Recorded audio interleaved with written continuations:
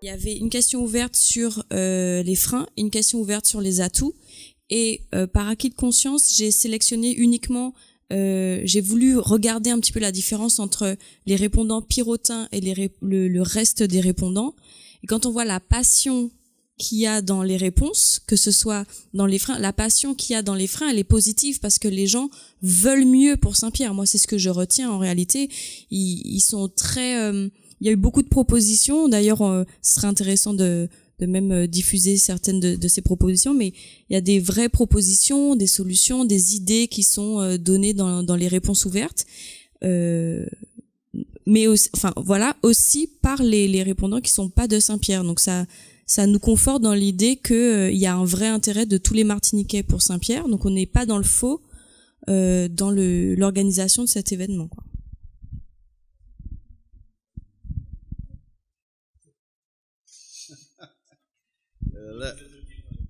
Une boss band.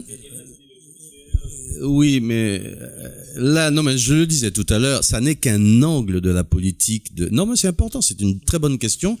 Saint-Pierre, c'est pas que le tourisme. Le tourisme, c'est un levier de développement de Saint-Pierre. C'est un levier pour aller chercher de l'activité économique et de l'emploi.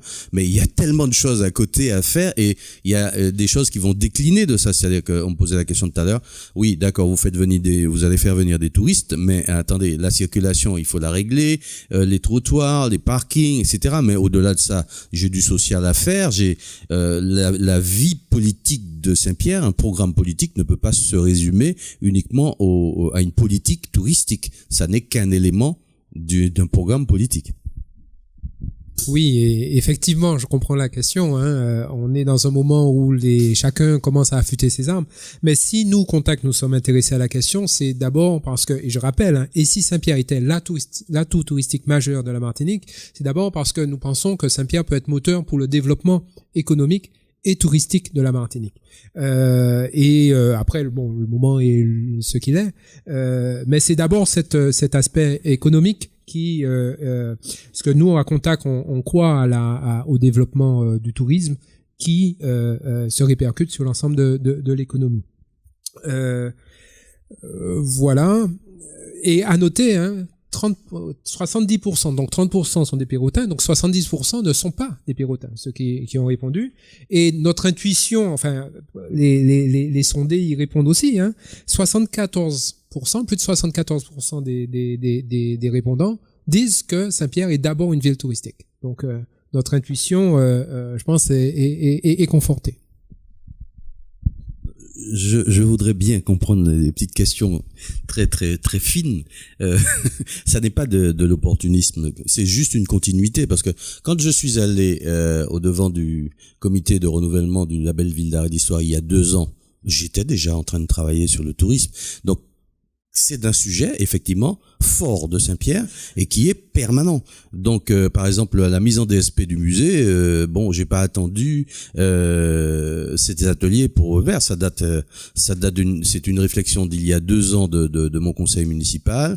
Le marché a été lancé en avril 2018. Donc on est en permanence en train de travailler à l'économie touristique. La ZMO qui est portée par Cap Nord, c'est un projet qui précède mon arrivée en responsabilité. C'était un projet porté dans le cadre du Grand Saint-Pierre par la CCIM entre autres.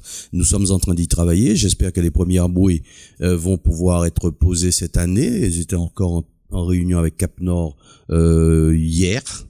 Donc c'est un travail permanent, mais nous ne pouvons pas communiquer en permanence sur ce que nous faisons. Donc les ateliers, il se trouve que ça émerge de... Comment ?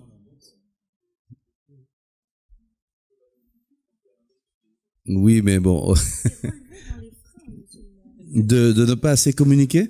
J'ai l'impression justement qu'on ne parle que de Saint-Pierre, et ça peut même me créer des jalousies. Donc non, c'est vrai que on communique quand les choses sont lourdes, quand elles sont à communiquer. J'aurai bientôt des communications à faire, très importantes. Nous allons partir, par exemple, très bientôt sur une opération de promotion de la destination Saint-Pierre à l'international avec le concours de Atout France et de Cité Remarquable, qui est en fait l'association des villes et pays d'art et d'histoire de France. Il y a entre 20 et 25 villes, nous sommes un petit peu moins de 25, qui allons, grâce à l'aide d'Atout France et de cette association, partir à faire la promotion de Saint-Pierre à l'international. Donc voilà, donc vous en entendrez parler. Il y a d'autres choses aussi qui sont dans les tiroirs, le SIAP, la rétrocession des wins du figuier par l'État à la ville. Donc il y a plein de sujets, mais on peut pas pérorer en permanence sur des médias. Il faut aussi qu'on travaille. Voilà, donc ce qu'on a à retenir, donc, c'est Saint-Pierre est vu comme une ville touristique, avec l'atout de l'histoire de l'éruption, de l'histoire de Saint-Pierre d'avant 1902, et 65% du panel qui est prêt à s'investir à Saint-Pierre, avec des répondants qui vont au-delà de Saint-Pierre. Ce que je vous propose maintenant de ce temps 2 là, c'est de pouvoir, si vous êtes d'accord, c'est de pouvoir aller sur parler des ateliers. Donc la manifestation qui est gratuite et ouverte à tous, hein, ça c'est important puisqu'on s'adresse à l'ensemble de la Martinique. Donc s'ouvre dès le jeudi. Donc dès le jeudi, avec les interventions d'abord des différents acteurs qui participent à la manifestation, et ensuite on aura une conférence conjointe de Marie Chomreau-Lamotte, qui est historienne, et de Michel Onfray, que vous connaissez, philosophe essayiste, qui a notamment fait un ouvrage récemment sur les volcans. Donc il est dans son sujet, et on passera certainement un très bon moment. Le lendemain, donc les ateliers, on va restituer les sondages comme on vient de le faire là, et on aura ensuite 4 ateliers. Donc le premier, c'est « Et si Saint-Pierre s'affirmait comme l'une des plus grandes villes d'art et d'histoire de France ?» Ensuite, on aura l'atelier 2 « Et si Saint-Pierre était la Pompéi de la Caraïbe ?» L'atelier 3 dans l'après-midi « Et si Saint-Pierre redevenait une grande ville de la mer ?» Et enfin, l'atelier 4 pour conclure, et si Saint-Pierre renaissait grâce à l'engagement citoyen de tous les Martiniquais. Juste rappeler que notre objectif à nous contacts, c'est ce que nous avons mis en exergue également avec les ateliers de la mer, les ateliers du Rhum et les ateliers du BTP, c'est de pouvoir parvenir à des actions concrètes. Donc, nous faisons intervenir un certain nombre d'acteurs autour de la table ronde, des experts identifiés dans la salle, des interventions que nous attendons également des participants, et l'idée c'est que de cela émergent des propositions concrètes d'action de façon et pragmatique et rapide autour des 4 thèmes que nous avons mis en avant. Donc nous avons les Pérotins ont été invités, bien entendu. Les Martiniquais, je répète que c'est gratuit, c'est ouvert à tous, donc sont tous invités. Et les institutionnels, les maires, tout le monde est invité à participer. Je vais rester là pour laisser libre, que vous puissiez poser des questions.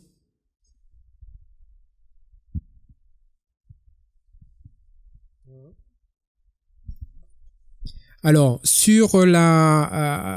par exemple, sur l'atelier 1, nous aurons la DAC qui va intervenir. Donc, en fait, la disposition est la suivante. Donc, nous avons 4 ou 5 acteurs qui interviennent sur chaque atelier, qui est interviewé par Agnès Monuy-Félicité, donc de Contact Entreprise, et qui va poser le sujet et qui va faire émerger un certain nombre d'idées. Elle les a interrogés au préalable, donc pour nourrir, construire le discours. Et en plus de ces participants-là, on attend de la salle des réactions. Donc, on aura sur l'atelier 1, donc de nouveau Madame Marie Chomreau-Lamotte. On aura Hector Charpentier qui interviendra. Nous avons René Louise, Michel Fayad. Donc René Louise, un artiste, Michel Fayad donc pour la Martiniquaise. On aura Madame Schreier pour la DAC. On aura Madame Lynn Rosebeuse, par exemple, aussi conservatrice au CTM. Donc vous donnez un petit peu le panel. Pour l'atelier 2, nous aurons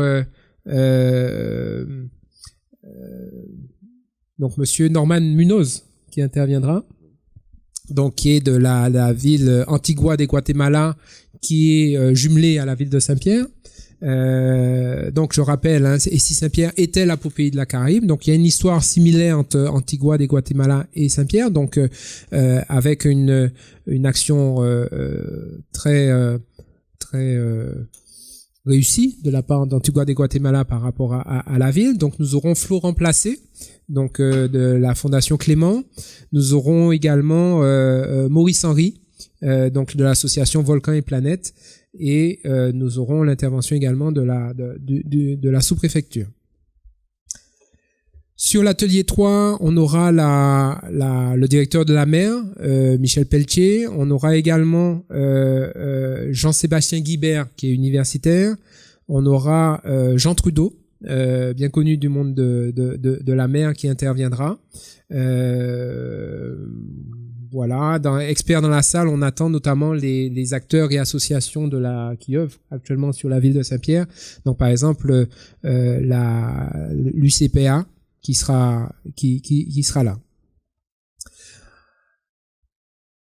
Je passe rapidement sur l'atelier 4 et si Saint-Pierre renaissait grâce à l'action citoyenne des Martiniquais. Donc pour rappel, l'idée c'est de voir si on pouvait faire à la sauce martiniquaise et pérotine le Puy du Fou ou la Green Line. Donc on aura la présence très intéressante de monsieur Montassier, Wilfried Montassier de Vendée Expansion, qui a l'expérience justement du Puy du Fou. On aura madame Ravin, on aura Peggy Garrigue, on aura José Alpha qui interviendront. Et dans la salle, on compte également sur les participations de madame Dupont, qui est zoologue, de monsieur Fonteau, de monsieur Pain, avec le célèbre petit train. Voilà. Alors, ça se déroule au CDST. Donc voilà, au CDST. Ah bon? Si, là. Ah, sur le dossier, c'est pas écrit. Voilà. Monsieur le maire, si tu veux faire un complément. Non, je pense que tout est dit. Juste préciser que monsieur Munoz, effectivement, vient spécialement en Martinique à cette occasion. Il est donc responsable du service patrimoine et de la ville d'Antigua, Guatemala. Alors, pour ceux qui n'ont pas encore entendu l'histoire, Antigua, Guatemala, c'est une ville qui a été rasé par 3 séismes successifs au XVIIIe siècle. Le dernier, 1773, a effondré complètement la ville et elle a été reconstruite. Je reprends l'expression de l'ambassadeur de France qui m'a accueilli là-bas, à la manière de, c'est-à-dire que c'est la copie architecturale de ce qui existait à l'époque, c'est-à-dire toute l'architecture coloniale. Donc la ville a réémergé un peu à l'identique, mais pas complètement. Mais les rues pavées ont été préservées, ce qui n'est pas le cas de Saint-Pierre malheureusement, sauf rares exceptions. Donc, et c'est une ville qui a été classée au patrimoine mondial de l'UNESCO en 1979. Donc très tôt. Et qui qui fait bénéficier au Guatemala d'un tourisme spécifique, donc à l'image de ce que pourrait être Saint-Pierre pour la Martinique. Et donc c'est Sébastien Peromino, l'actuel consul honoraire du Guatemala en Martinique, qui sera présent aussi à cette occasion, qui est archéologue, qui m'a suggéré ce jumelage, qui m'a dit mais il y a un tel parallèle à faire entre l'histoire des deux villes. Elles sont quasiment jumelles dans leur destin. Il n'est pas concevable qu'il n'y ait pas un jumelage. Et donc c'est lui qui nous a accompagnés dans ce jumelage qui a été signé en novembre de l'année dernière. Et voilà, donc à cette occasion, nous ferons venir le responsable du service patrimoine pour qu'il nous témoigne un peu de ce qu'ils font dans ce domaine-là au Guatemala. Que Gérard Darling Carter qui nous a rejoint dise un mot. Donc Gérard Darling Carter est président de l'association Patrimoine Martinique. Donc Gérard, un mot sur notamment pourquoi Patrimoine Martinique est partenaire. Il y a de grandes chances pour que vous ne connaissiez pas cette association qui a été déclarée au journal officiel il y a de cela 15 jours. Patrimoine Martinique avec comme partenaire fondateur l'association diocésaine de la Martinique, le Grand Port de la Martinique, la fondation Bernard Ayotte, la Fondation Parfaite, et puis des personnes aussi, le président de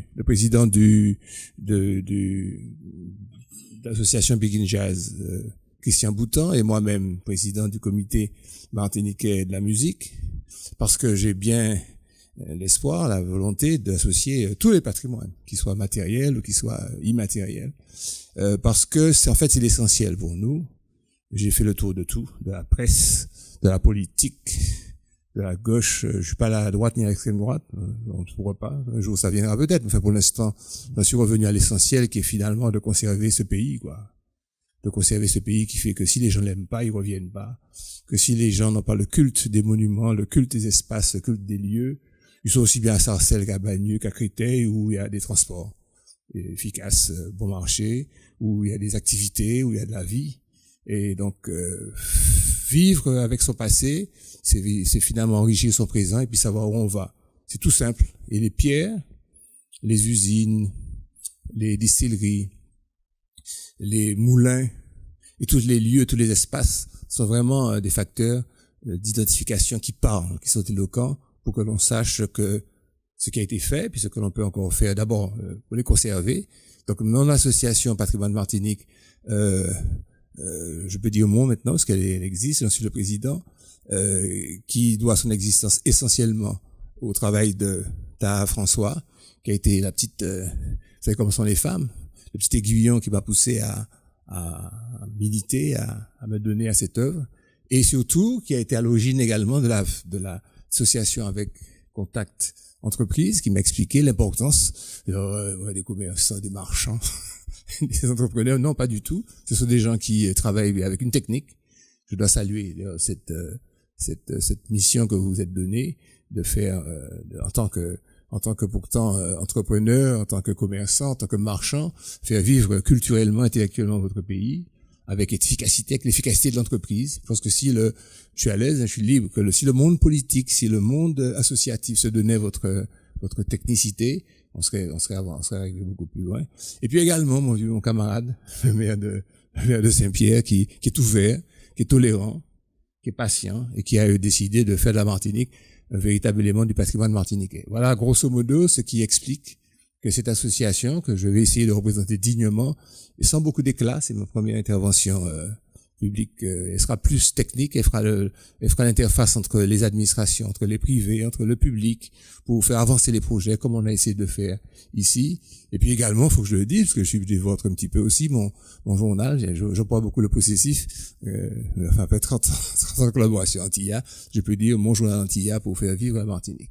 Voilà, c'est tout ce que j'aurais à dire pour aujourd'hui.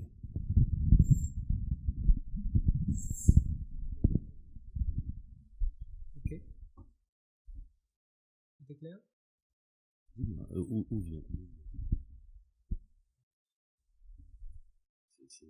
c'est le contact entreprise. C'est le comité martiniquais de tourisme. Dois-je faire remarquer que sur cette affiche de promotion pour le tourisme martinique, il n'y a pas une image de Saint-Pierre? Non, la montagne Pelée, c'est pas Saint-Pierre. Il devrait y avoir Saint-Pierre et la montagne Pelée.